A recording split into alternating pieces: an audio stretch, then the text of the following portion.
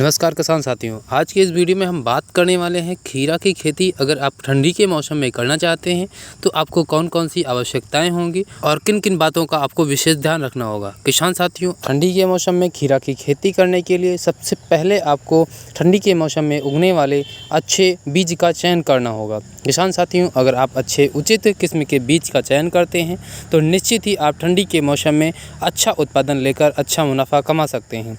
किसान साथियों, बीज का चयन करने के बाद आपके सामने एक और बड़ी समस्या ये आती है कि ठंडी के मौसम में खीरा की डिमांड मार्केट में बहुत ही कम हो जाती है। लेकिन आपको इस बात से घबराना बिल्कुल नहीं है, क्योंकि हमारे सभी किसान भाई ज़्यादातर गर्मी में ही खीरा की खेती करते हैं और ठंडी के मौसम में खीरा की खेती नहीं करते और उत्पादन कम होने की वजह से मंडी में खीरा बहुत ही कम मात्रा में पहुंचता है, जिससे इसका उस समय अच्छा रेट हमें मिल जाता है। किसान साथियों, ठंडी के मौसम में खीरा की खेती में एक और बड़ी समस्या यह आती है कि जब अत्यधिक ठंड पड़ने लगती है तब हमारे खीरे का पौधा बहुत ही कम विकसित होता है।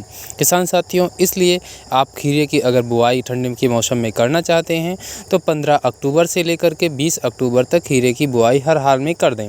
15 से 20 अक्टूबर तक खीरे अच्छा तापमान होने की वजह से खीरे का जमाव अच्छा हो जाता है।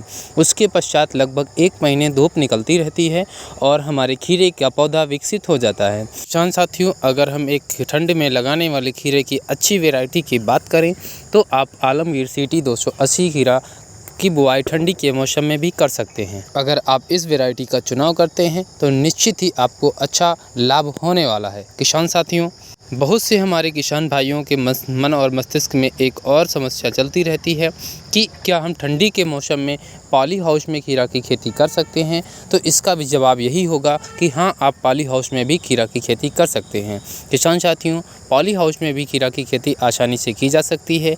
अगर आप कोहरा और पाले से अपने खीरे को बचाना चाहते हैं तो आप निश्चित ही पॉली हाउस का उपयोग करें। किसान साथियों, अब आगे बात करते हैं खेत की तैयारी से लेकर के खेत की जो तैयारी हम